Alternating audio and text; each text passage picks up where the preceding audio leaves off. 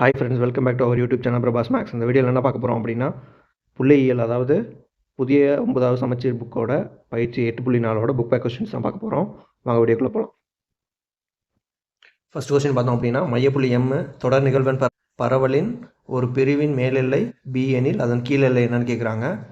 மையப்புள்ளிக்கான formula என்ன அப்படின்னா, மேலெல்லை ப்ளஸ் கீழெல்லை. ஓகே, கீழெல்லை பை 2.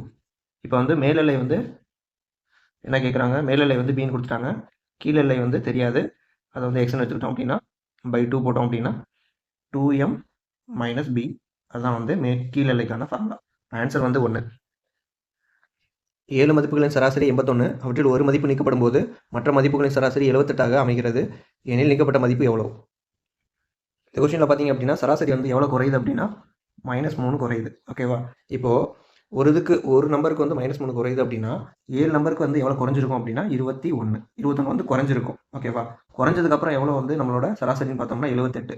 அப்போ குறையறதுக்கு முன்னாடி எவ்வளோ இருந்திருக்கும் அப்படின்னா 78 + 21, அதாவது அந்த நீக்கப்பட்ட நம்பரோட மதிப்பு வந்து எவ்வளோ வேல்யூ இருக்கும் அப்படின்னா 78 + 21 99. ஆன்சர் வந்து 99.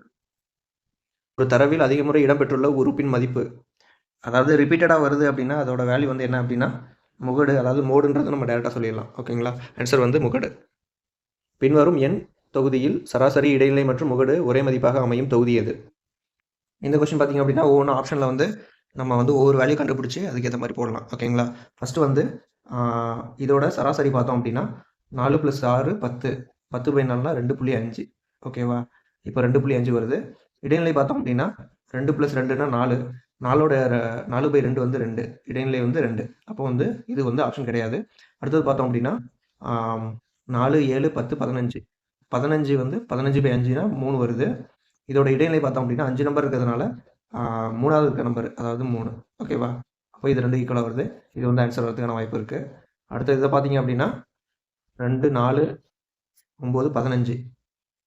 சராசரி 3, இடைநிலை பார்த்தீங்க அப்படின்னா 2 வருது.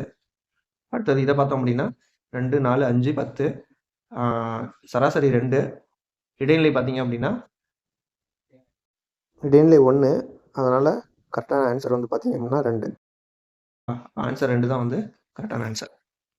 சராசரியிலிருந்து அனைத்து எண் உறுப்புகளின் விளக்கங்களின் கூட்டுத்தொகை என்னன்னு கேட்குறாங்க. நார்மலாக பார்த்தீங்க அப்படின்னா ஒரு 3 நம்பர் எடுத்துக்கிறேன் அப்படின்னா 1, 2, 3. ஓகேவா? இதோட விளக்கம் அப்படின்னா நான் வந்து இதுக்கு வந்து இதை வந்து நான் வந்து விளக்கமாக எடுத்துக்கிட்டேன், ஒரு நம்பரை வந்து எடுத்துக்கிட்டேன் அப்படின்னா 0, 1 - 2 -1, 3 - 2 +1. ஓகேவா? இப்போ இதை ஆட் பண்ணோம் அப்படின்னா உங்களுக்கு வந்து வேல்யூ வந்து 0 தான் வரும். ஆன்சர் வந்து 0 தான். அதாவது sum of x minus x பாரோட வேல்யூ வந்து 0 தான் எப்பயும் இருக்குன்றது இது ஒரு தேற்றம். ஓகேவா? அதை வந்து நீங்கள் தெரிஞ்சு வச்சுக்கோங்க. ABCD மற்றும் Eயின் சராசரி 28, AC மற்றும் Eயின் சராசரி 24 எனில் B மற்றும் Dயின் சராசரி என்னன்னு கேட்குறாங்க.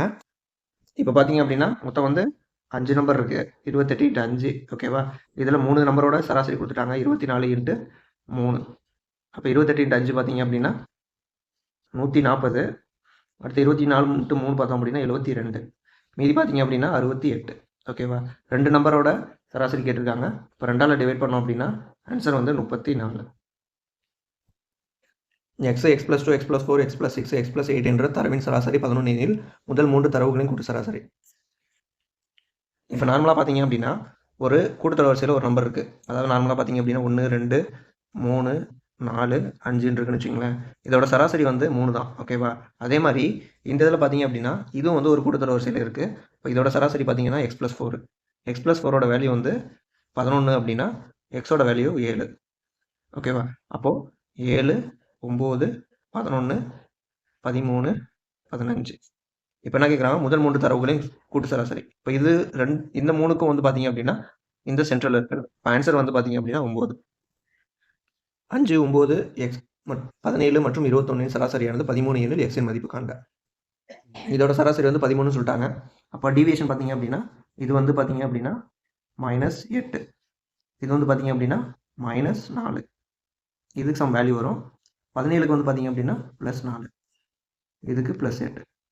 13 + 8 21, 13 + 4 27, 13ல் 4 போச்சுன்னா 9, 13ல் 8 போச்சுன்னா 5. ஓகேவா? இப்போ இதோட வேல்யூ என்னவா இருக்கும் அப்படின்னா இதுக்கு இது அடைஞ்சிரும், இதுக்கு இது அடைஞ்சிரும். ஓகேவா? அப்போ டீவியேஷன் வந்து 0 தான் வருது. இப்போ எக்ஸோட வேல்யூ என்னவா இருக்கும் அப்படின்னா 13 தான். ஆன்சர் வந்து 13. அப்படி இல்லை அப்படின்னா உங்களுக்கு இது 5ஓட சராசரி வந்து 13 அப்படின்னா 5 13 65. இந்த 65லேருந்து 21 17 38 47 52 மைனஸ் பண்ணீங்க அப்படின்னா 13. இப்படி வந்து நீங்கள் ஆன்சர் வந்து போட்டுருங்க. முதல் 11 இயல் எண்களின் வர்க்கங்களின் சராசரி. வர்க்கங்களின் கூடுதலுக்கான ஃபார்முலா என்ன அப்படின்னா n into n+1 2n+1 by 6. இப்போ இதோட சராசரின்னு சொல்லிட்டாங்க. சராசரி அப்படின்னா n நம்பருக்கு வந்து சராசரி அப்படின்னா என்ன கேன்சல் ஆயிரும். ஓகேவா? 11ன்னு சொல்லியிருக்காங்க. இப்போ 11 + 1 12 இன்ட்டு 22 23 பை 6. அப்போ இதையும் அடித்தோம் அப்படின்னா 2. ஆன்சர் வந்து 46. ஒரு n தொகுப்பின் சராசரி x பார் n தொகுப்பின் ஒவ்வொரு மதிப்பும் z என்ற எண்ணால் பெருக்கப்படும் போது அதன் சராசரி.